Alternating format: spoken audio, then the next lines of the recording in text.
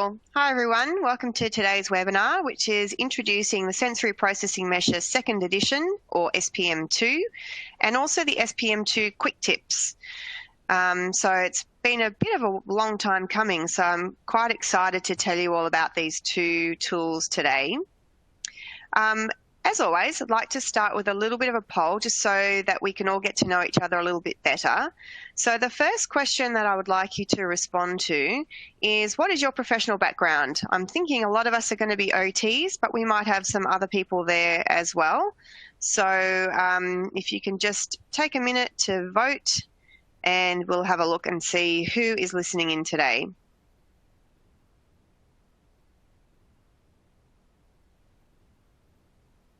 Okay, hopefully that was a pretty easy one to answer, so I'm just going to move through and have a look at the results. Everyone's an OT. Okay, so we're all on the same page here. Second question then is I want to find out what level of experience you have with using the SPM or the SPM-2 So this is the original version, not the new version. So are you using paper-based, either one or both of the SPM and the SPM-P? Are you using it digitally? Are you using a bit of a mix? Or is this brand new for you? So just choose one of those which best describes you.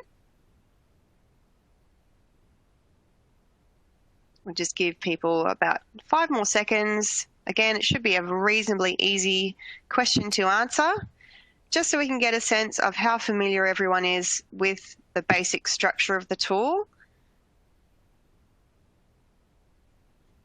Let's have a look. Okay, so about half of us are currently using the SPM, so that's great.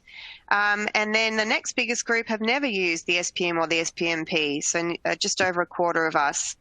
And it's good to see some people are using it online, and a bigger percentage are using a mix of paper and digital. So this is really helpful for me to know how much I need to emphasize the differences between the old version and also to talk about the digital stuff.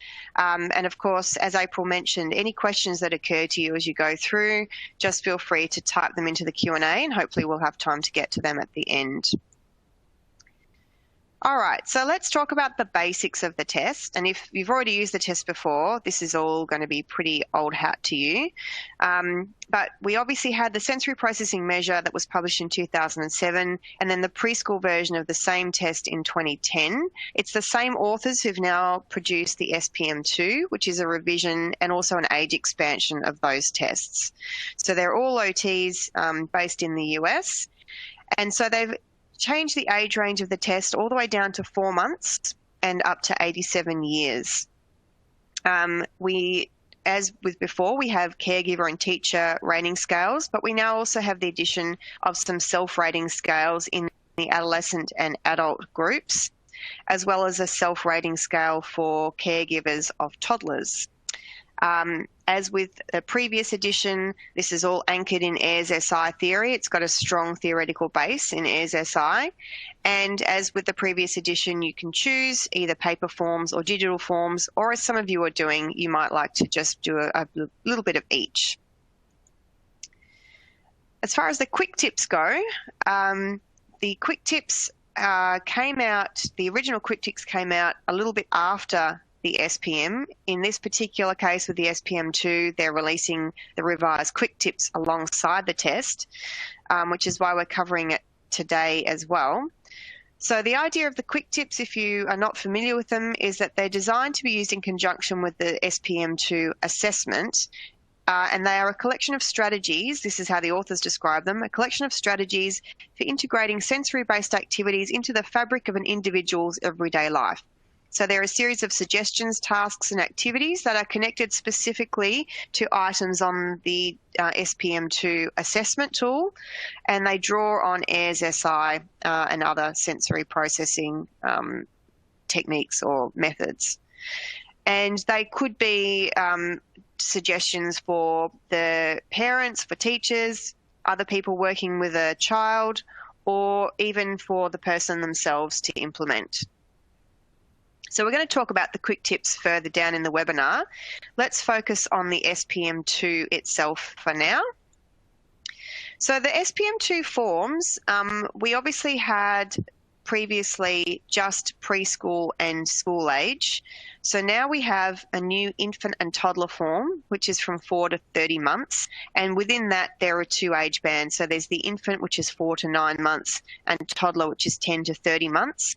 And as I said, there's also an additional form available for infant and toddlers, which is a caregiver self-report. So this is for the main caregiver, or it could be more than one caregiver, each filling out their own, to do kind of their own assessment of themselves as a way of comparing their patterns with their child's patterns. But also some of the questions that are on that self-report are very similar to the adult form, but they contain items that are specifically related to caregiving for a young child and some of the sensory aspects of that. We also have the preschool form, 2 to 5 years, so that's the same age range as the previous preschool form, and we still have a home and school form. And then the child form, 5 to 12 years, again, very, very similar to what we had in the previous version, homeschool, school form, and then those extra school environments forms, art, bus, cafeteria, which is less relevant here, music, PE, and recess or playground. So for those preschool and child forms, about 70% of the content is the same in this new version as in the previous test, and the remaining 30%, a lot of the changes are edits to previous items rather than brand new items. So for those 2 forms that we already had in existence, there's not a lot that's actually changed in terms of the content. Then we have new adolescent forms. So the age band for this one is 12 to 21 years. We have, again, a home and a school form. We have a self-report form. And there's also, as far as environments forms go, we don't have the school environments forms, but we have a driving form. Now, this is not to see whether the person is a good driver or whether they're safe to drive or safe to learn how to drive. This is assuming that they do drive. And this is just looking at the sensory aspects of their driving. So there's a self form and there's also an independent rater version of that form. And again, as with all these environments forms, they're just optional extras if that was a particular area that you wanted to hone in on. For the adult form, the age range is 21 to 87 years. And again, we have the choice of a self-report form or an independent rater form, which is the first kind of standardized adult test, sensory test, where we have the opportunity to have an independent rater rating the person. So that's going to be really handy for people who work with adults. And again, we have the driving environment form with the option of a self and or a rater form. So as I said, the structure of the test has remained the same. So we still have our SPM-2 scales. So vision, hearing, touch, taste and smell, body awareness, and balance and motion. And then you can get a sensory total score, which is a composite of the above 6 scales, as well as 2 extra scores, planning and ideas and social participation, which don't form part of that sensory total score because they're not sensory as such. They're more kind of outcomes that might be affected by someone's sensory processing. So you can either use those in a very top-down way and look and see if the person is having difficulties in those planning and ideas and or social participation, and then see if you can see the a sensory relationship with that. Or you could do it the other way as well and look and see any difficulties that the person might be having in the individual sensory systems and start to extrapolate how that might be affecting their ability to do those more complex high-level skills that involve executive functioning and lots of other skills all wrapped up together. You might notice, if you've got a very keen eye and you're very familiar with the test, sensory total used to be called TOT as its abbreviation. It's now called ST, just because we now have younger kids forms. They wanted to make sure that no one got confused with the word TOT in there. So what's new with the SPM-2?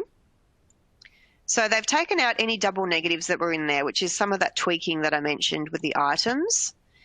The expanded age range obviously has resulted in some new forms, and the norms have all been updated. And again, they're American norms, as with the previous version of the test. So there were 3,850 participants that contributed to the norms, and then they also did some clinical validity studies with a further 639 people. Not sure why that skipped ahead just like that. Sorry about that.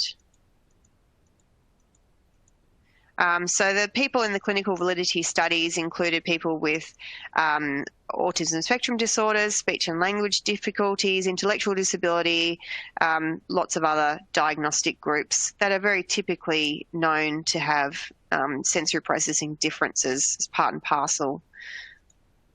All right, so let's take a look at the new forms. So here's a sample or a few different snapshots from the infant form.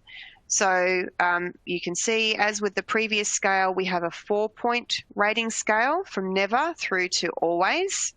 So having a 4-point scale is kind of handy because it doesn't give people the option to sit on the fence in the middle. And you can see that these examples, some of them are from the vision section of the infant form, as well as some auditory questions there and some touch questions. So again, if you're familiar with the current version, you'll start to see some questions that you recognise as we move through into the preschool and the school age forms. And there's quite a lot of similarity even between the forms. Some of the questions are basically asking the same thing, but perhaps the wording just reflects more how that thing would manifest or be observed in that particular age range. So here are some body awareness questions, as well as taste and smell and touch. So here's some questions from that self-report form for the infant toddler caregiver. So you can see it's things like talking about their children's cries, or where was the other one that I saw? It bothers me when my child drools on me. So that's obviously a tactile question. That's reasonably unique to that particular age range. And so it may be that there are some difficulties that the parent's having that are related specifically to the sensory aspects of caring for an infant or toddler. Preschool home version of the form. Again, I've just chosen some random snapshots so that you can get a sense of what the questions are like. So you can see some of these social questions start to come in, where we're starting to see children mingling more with other children. And here's some samples from the school form. And I should say as well, with these forms, if you use the paper form, it's the same, I believe, the same auto score. So with the carbon paper, I haven't actually seen the hard copy forms yet because we're still waiting for things to arrive from the US. The test was only published, came out about a month ago. So we're still waiting for freight. But what I hear from the authors is that they've made that auto scoring on the paper forms even more straightforward than it was before. So some samples from taste and smell and body awareness there for the child form.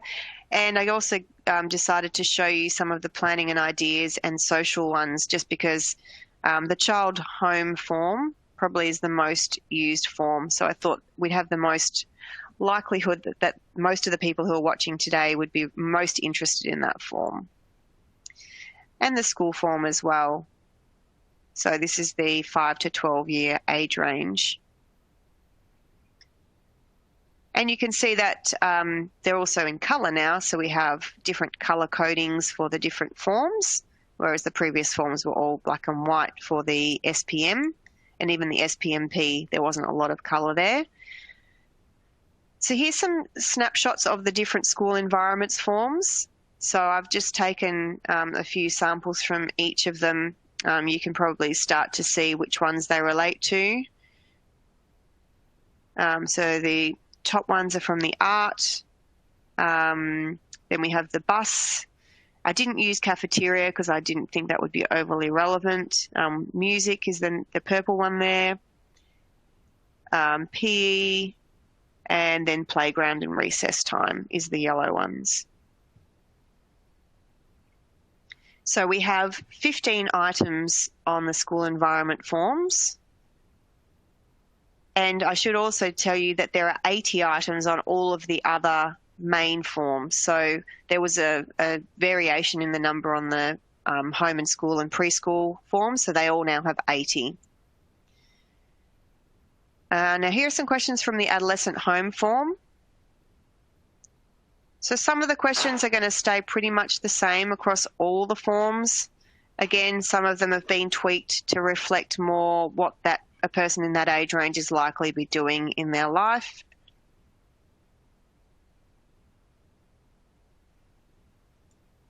Adolescent school form.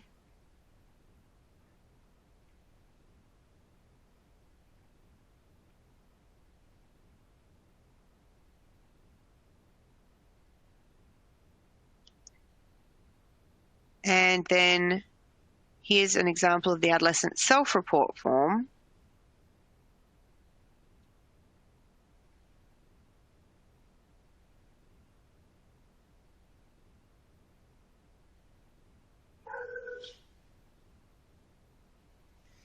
All right, so now let's take a look at the driving environment forms.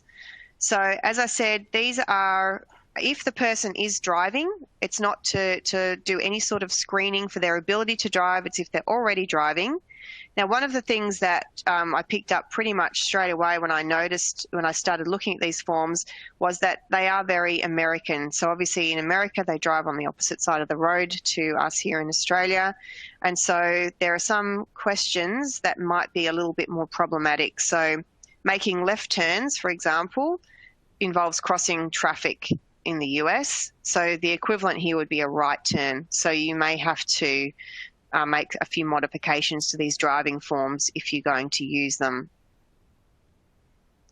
But other than that, they talk about gas stations or things like talking about gas, where we would say obviously petrol or fuel. But the rest of the forms are pretty okay.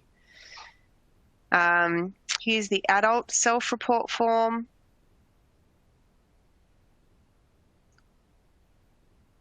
So the questions at the bottom, 71 to 73, are all from the social scale, and 63 to 65 are from planning and ideas.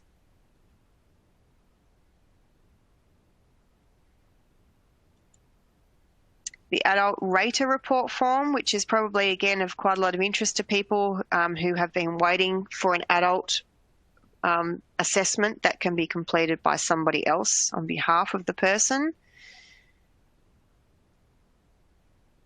So there are some questions that assume that the person is functioning pretty much at the level of their chronological age.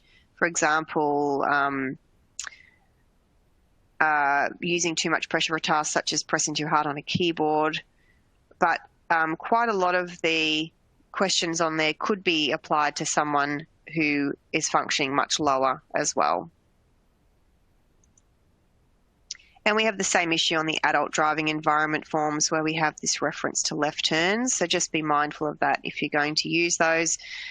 So there are 18 questions on the driving forms, where there are only 15 questions on the school environment forms. Okay, so in terms of the type of information that you get from the SPM-2, of course, you get raw scores. You get them on any test, and normally the raw scores aren't overly meaningful, but the raw scores in this case can still be a little bit meaningful, or can give you a very global look at the person's sensory processing, because the higher the score, the more problematic the behaviour. So this is a test that's kind of an impairment-based test, where the higher your score, the higher your percentile rank, the more impaired you are. With those scores reversed in the social scale, where the questions, the more frequently something occurs, the more socially able you are. So if you scan down and you see lots of high scores in those sensory sections, you already know that this is a person who's going to show lots of sensory differences to their peers. Then you can calculate T-scores for each of the separate scales, which have a mean of 50 and a standard deviation of 10. as well as the sensory total, which has the same mean of 50, standard deviation of 10. And you can also then translate that to a percentile rank. As I said, the higher the score, the more problems that the person is theoretically going to have because of their sensory processing. The environments forms use cutoffs, and the cutoffs basically are at the 90th percentile. So if the person's score is above the cutoff, then we know that they're likely to have more problems, theoretically, than 90% of the people who were in the normative sample. And then if you happen to use more than one form, so whether it's a home and a school form, or whether it's two different raters, say two parents who don't live in the same house rating the same child, you can calculate diff scores, which look at the difference between what one person's observing of that child or that person versus the other. So they just allow that comparison of sensory functioning across different environments.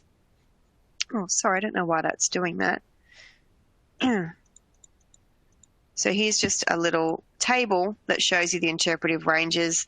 Anything between 40 and 59 in that range of T-scores is your typical, and they describe the others as moderate difficulties or severe difficulties. And obviously anything below a score of 40, there's no other end, so it's just typical all the way through to 59. All right, so here's an example of what a completed hard copy form would look like. So as with the previous edition, you don't need the manual to do your scoring up. You just transfer all your raw scores to the front of the form, and then they will automatically, when you circle those raw scores as has been done here, that will tell you what the T-score would be and also the percentile rank. So those are both listed on either side of the chart to make it easy for you to visually reference them. And then you can see here, just with a blue outline around it, is the diff scores if you happen to do two assessments on the same person. Obviously, if you've only done it once, you can't compare it to anything, so you won't use those diff scores. Here is an example of what you get if you use the online system in terms of that summary report. So the same sort of results, but just represented in a different way because it's been generated automatically with that online evaluation system. So again, it'll just tell you what the raw score, the T-score was, the percentile rank, and it'll plot it on a little chart there. And when you do generate that online report, you obviously then get a brief narrative. It's pretty general. You can only generate these in PDF. So if you wanted to edit them, you would either need to have PDF editing software, or you might need to cut and paste and drop them into your other report as a picture, or you might just decide that you would rather use these maybe as a guideline but have your own template that you use. That's just a snapshot. Obviously, it goes through each of the different sections on the test, and it also gives you a summary of what the scores were for each question, what the ratings were. Okay, so you obviously get your T-scores and your percentile ranks. You get your diff scores if you've calculated those, but the next step is really to do a little bit of extra analysis, and this is what they call item level interpretation. So the authors recommend that you do this item level interpretation if you have any elevated T-scores, so any scores that are outside of that typical range. In other words, if the score is 60 or greater. So each sensory item, so each of those in those sensory scales, has a corresponding what they call sensory integration vulnerability, which are linked to Lucy Miller's model of sensory processing disorder, which is down here. And you can find those vulnerabilities linked to each item in Appendix C of the test manual. So this is where having the online evaluation system is great, but you do need to score it up for you, and having that ability to score it on the form is great. But you will need the manual to do this next layer of interpretation. So you can see that our vulnerabilities might be over or under reactivity, which links to this sensory modulation part of the model. They might be about perception, which links to the sensory discrimination part of the model. They might be about seeking, which is sort of linked to the modulation, but could actually travel across all of these different parts of the model, depending on the purpose of that seeking behaviour. If it's like a soothing behaviour, then it might be more in this modulation section, but it might be to do with the fact that the person is not perceiving or discriminating that input very well, and so they seek out more of it. But it may also be to do with them seeking out, for example, movement as a result of postural instability. So sensory seeking is a little bit special.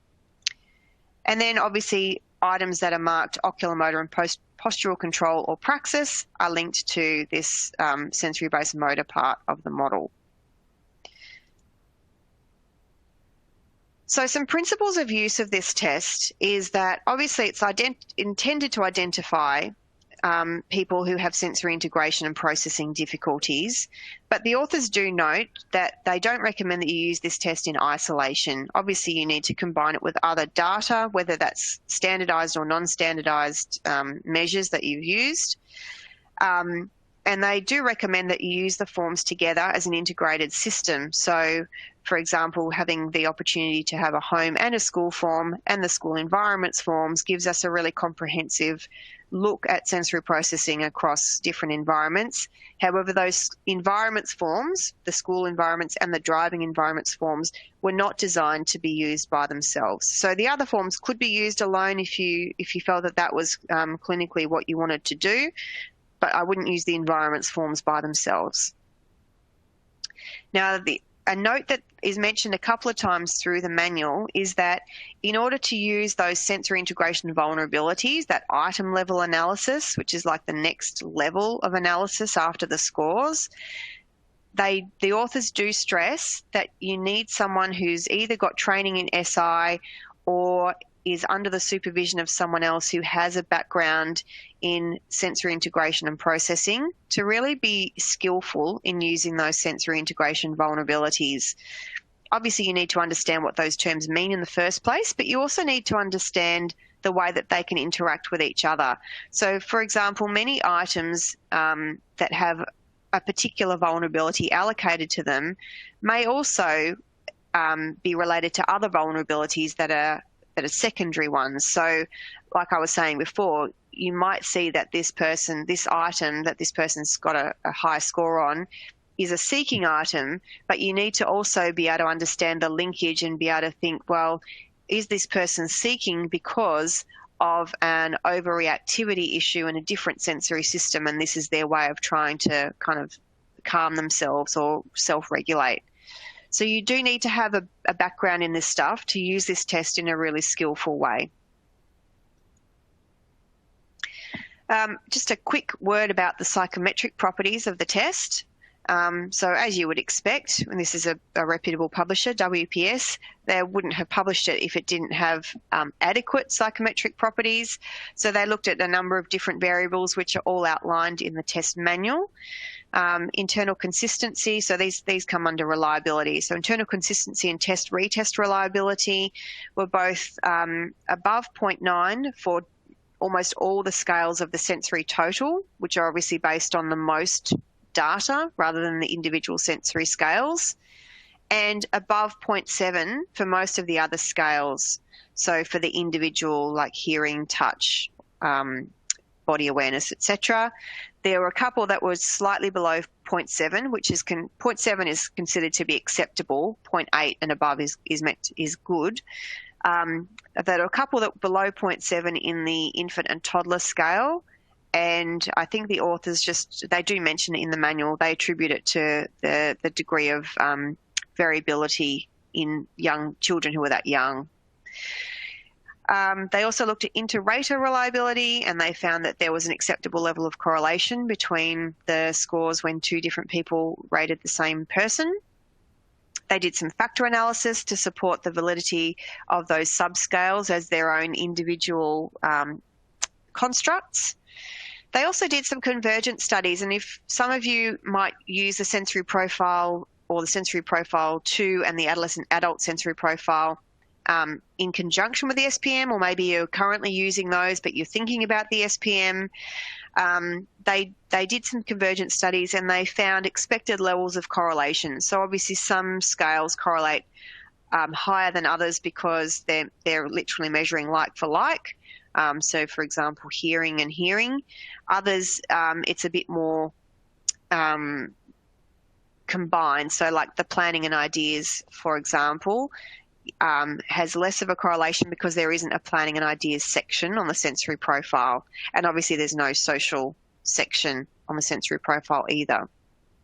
But they did find expected levels of correlation which do sort of help the two tests back each other up as both valid assessments of sensory processing. They also, you might be interested to know if you use the ABAS-3. They did some convergent studies with the ABAS-3 as well, and those are described in the test manual. And the clinical validity studies that they did demonstrated that this is a test that is able to distinguish the clinical from the non-clinical samples.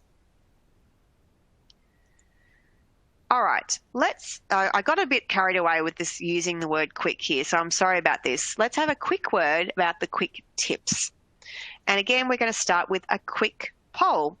So this time I would like to ask you whether you are currently using either the SPM or SPMP quick tips in online form, in the paper. They come as like a spiral bound manual.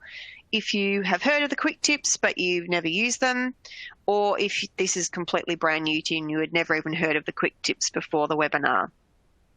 So just a few seconds to vote there.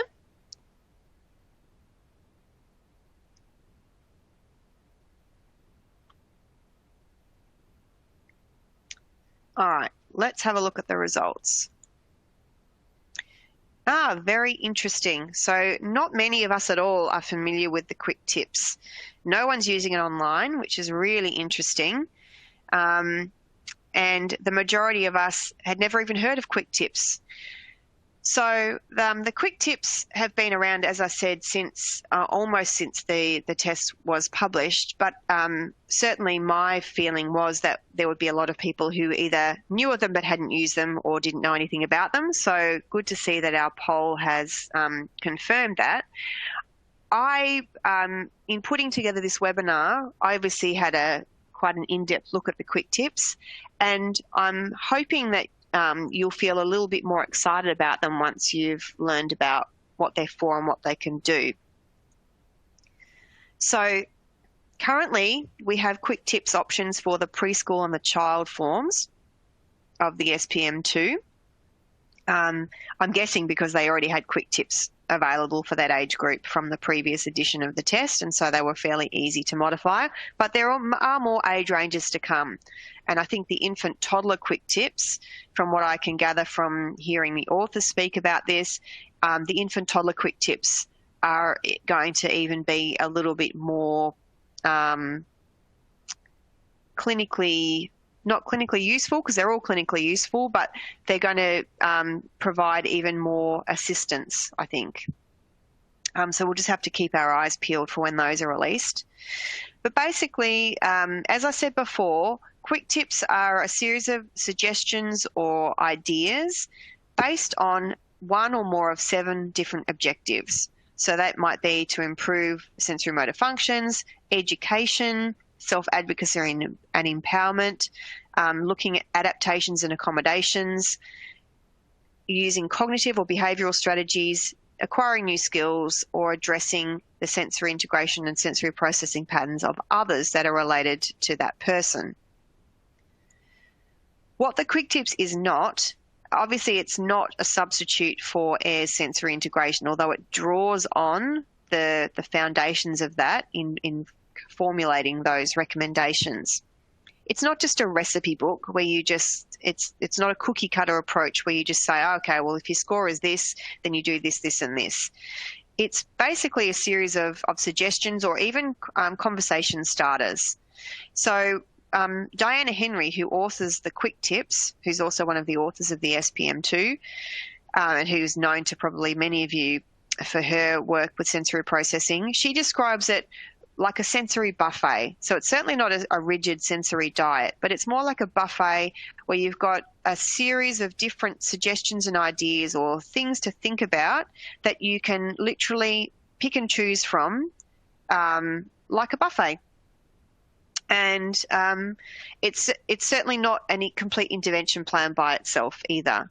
It's really linked to particular questions on the SPM, but as I said, it may then form the basis of a conversation that leads into other ideas as well.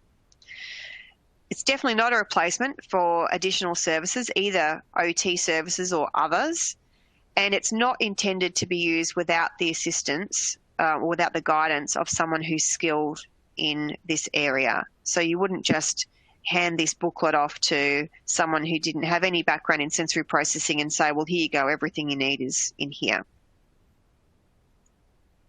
Here's an example of a Quick Tips report. So you can see at the top, hopefully you can see, it says intervention report. This is what is generated when you use the Quick Tips online, but if you use it in paper form, you can create your own one of these. You'll just be writing it yourself, basically.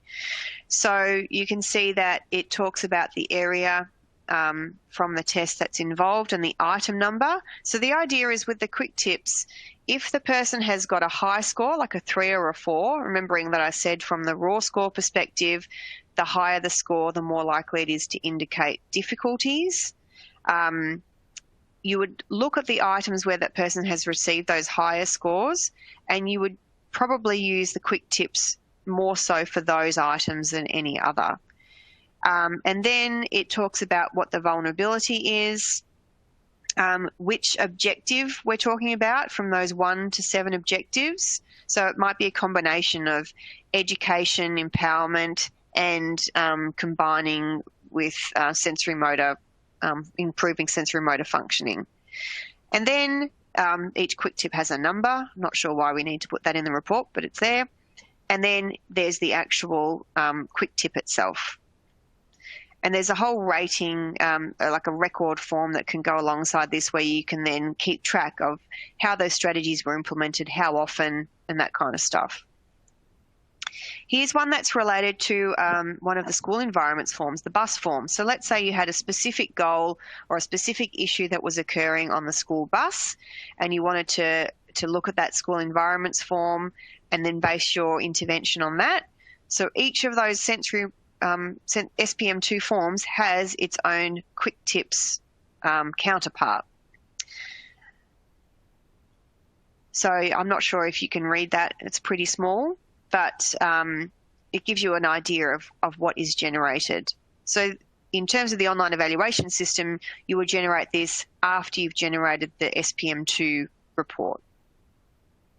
Just to give you an idea how you would do that, so if you are on the online evaluation system, which I have to say, I know not everyone's familiar or comfortable with technology, but the online evaluation system is really easy to use, and the fact that it scores it up for you and the fact that you can integrate the Quick Tips with it would be a big time saver, and I think it makes life a lot easier. So if you happen to use the SPM-2 in the online version and you've purchased the SPM-2 Quick Tips, then the way you would, after you've generated your report, the way you would generate a Quick Tips report is you would switch from SPM-2 forms to SPM-2 reports, and you would see that you've got a report that's been generated, which you can view if you want to perhaps take note of those items that have the higher scores. And then down here, it says create Quick Tips report. So you press that button, and what will happen next is that you will see a list of all the items on that particular form that corresponds to the test that you did. And you just check the box of any that had the high scores, and you can see what the scores were here. So it's really, really easy. Now, obviously, on this particular page, there weren't any 3s or 4s, but I still might decide I want to set a goal about balance and motion, for example. So I might check a few of these boxes. And then when I do that, for those boxes that I checked, it will give me a number of different strategies or ideas related to that one particular item on the test.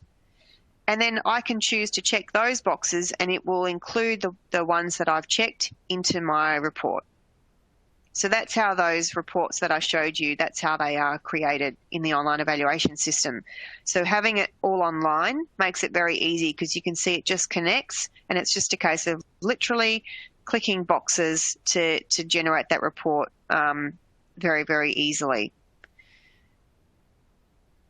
Not to say that that's going to be the end of it, of course. As I said, you don't just sort of hand this over and go, here you go, but it's a good basis for starting a conversation and thinking about if there are other strategies or tweaks you would make to those strategies that make them really individualized to the client. So here's a little bonus that I found when I was looking through the Quick Tips user guide.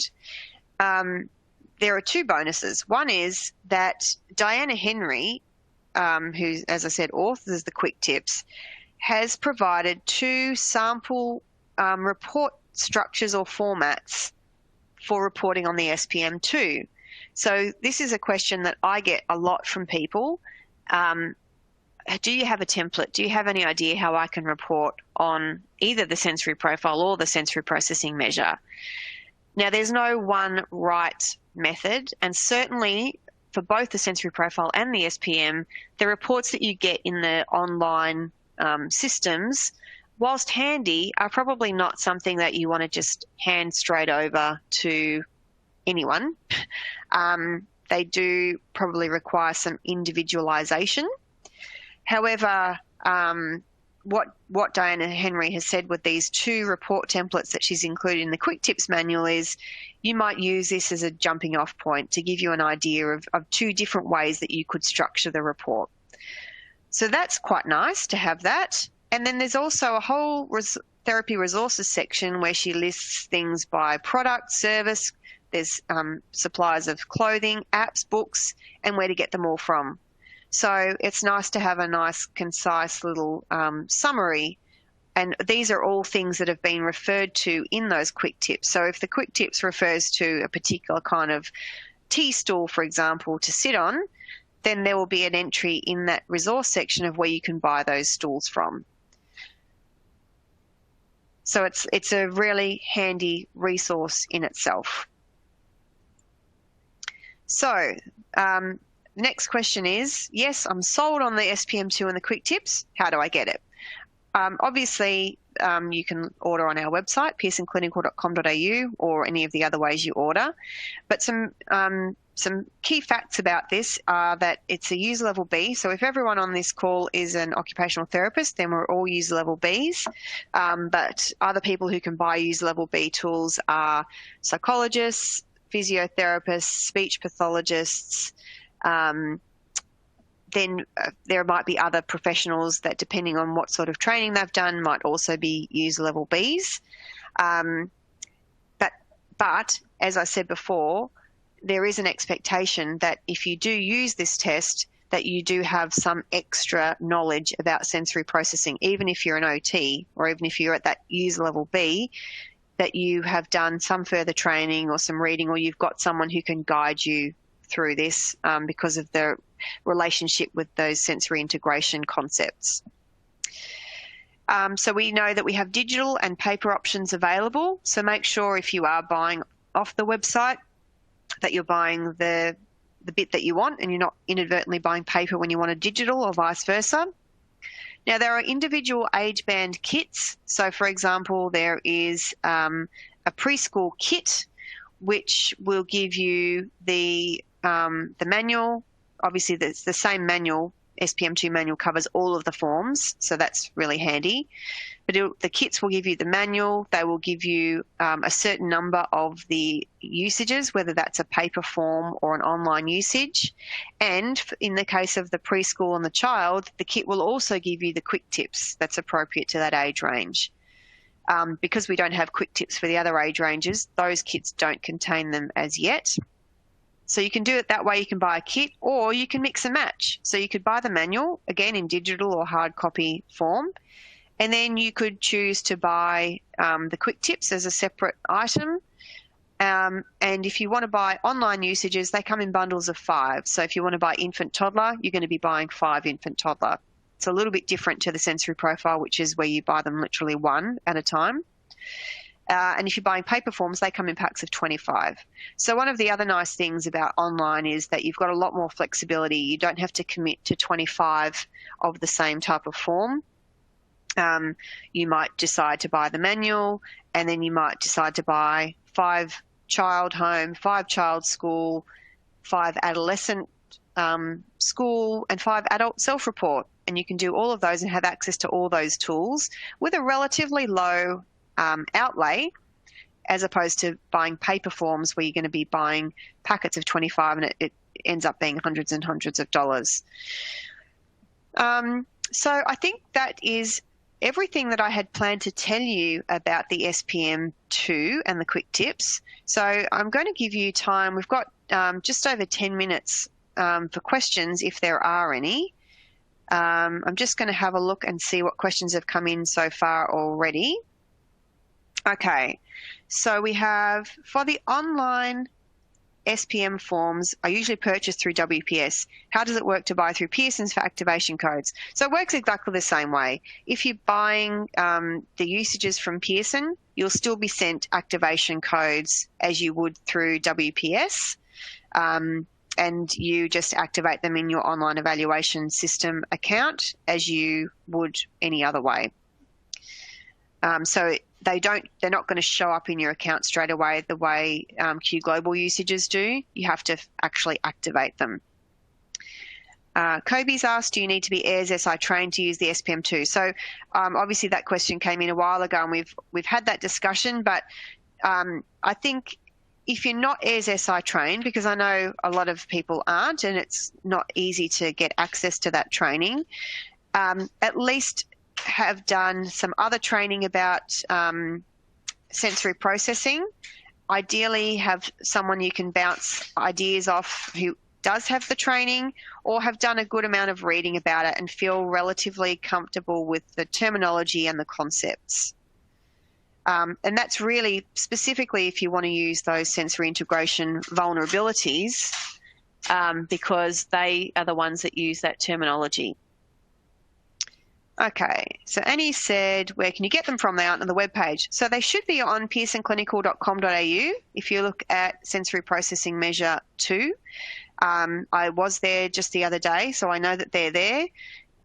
There are different sections on the Pearson, on that product page. So there's one for kits, there's one for forms, there's one for support materials. So depending on which one you're buying, you just click on those boxes, and then the last box is an all. It'll just list all the products, and then you just scroll through and find the ones you want. So if you do have any trouble finding them, feel free to get in touch with me directly. My email address is on this slide, so feel free to reach out to me if you need.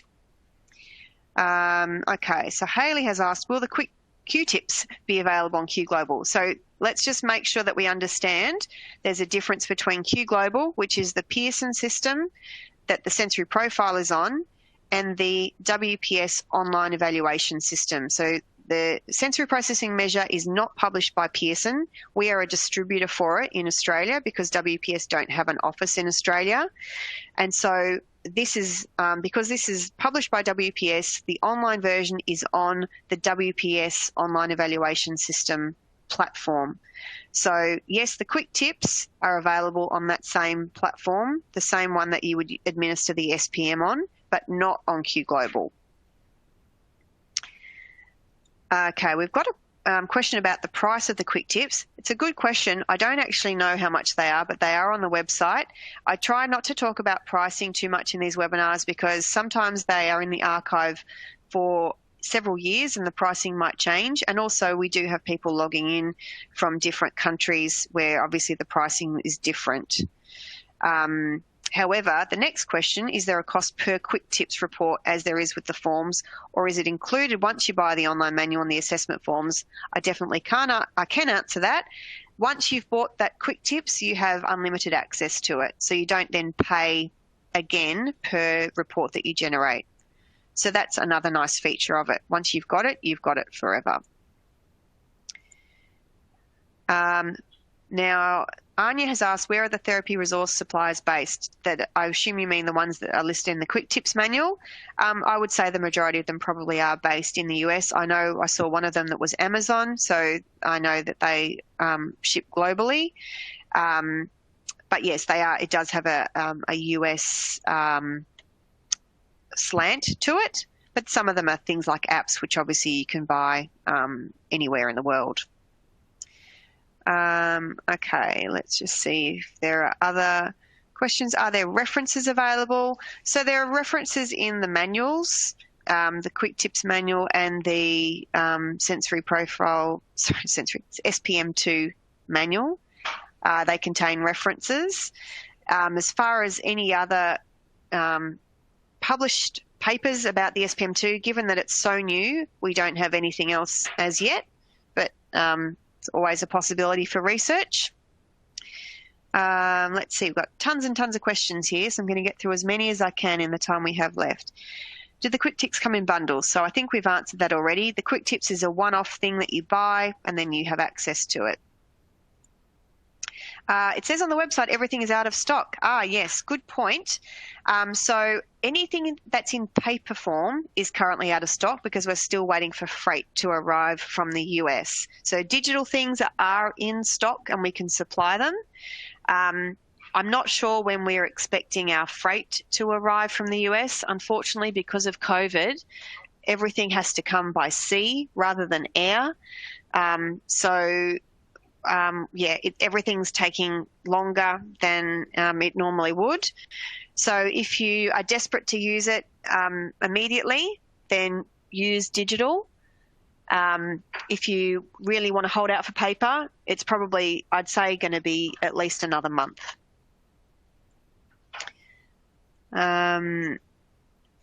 Okay. Is there any information on using this with the neonatal population?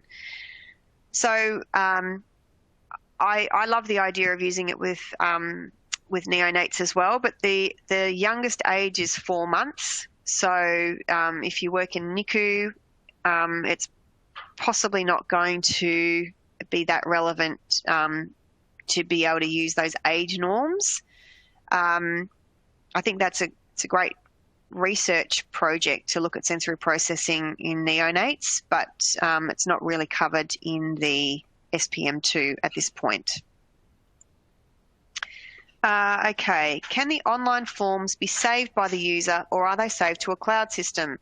So with the WPS platform, you actually have another nice little feature, which is that once you've purchased those forms, you can actually download them as a PDF. So if you wanted to have it actually filled out on paper and then feed the data back into the online evaluation system, you actually can do that. Obviously, it's still going to cost you that usage to score it up, but you can download it on paper, just the form, not the scoring form. So you can download the form. As far as how it's actually administered in the platform, what you will do is you will send a link via email to the person who's filling it out for you. And then that information is all, I don't think it's cloud-based. I think it's based on a server, but it's digital. The person is not going to see like a digital copy of a hard copy form. They're just answering questions on their computer by clicking little buttons. I'm not sure if that answered your question, Angela, but feel free to email me separately if you have any more questions about this. Okay, so I think that is all the questions that have come in. We've got about 4 minutes left in our allotted time if anyone has any last-minute questions that they want to send in. This presentation is being recorded, and so as people who've attended, you'll receive a link automatically to the recording if there is anything that you want to review or revisit, and then it will be placed in our webinar archive with all our other recorded webinars, so you can watch it, share it, do whatever you like with it. As I said, feel free to contact me afterwards if you do have any other questions about buying it, or if you already are using it and you need any assistance with interpretation or anything like that. Otherwise, I'll hand back over to April to finish off the webinar for us. Oh, hang on, one more thing. Can we download the slides? So there's a lot of samples of the forms in the slide deck, as you would have seen. So we can't just distribute that. So we may be able to edit those out and then make an abridged copy that you can download. Otherwise, you can email me separately and I will make one myself and send it to you. So there aren't any slides available right now, but once we've edited out those form samples, we may be able to do that. Probably easiest if you just email me, Alison. All right, so I think that's it now. So April, I'll hand back over to you. Thank you, Melinda. Ladies and gentlemen, this concludes our webinar for today, and we hope you found the presentation informative. Have a great rest of the day and stay safe.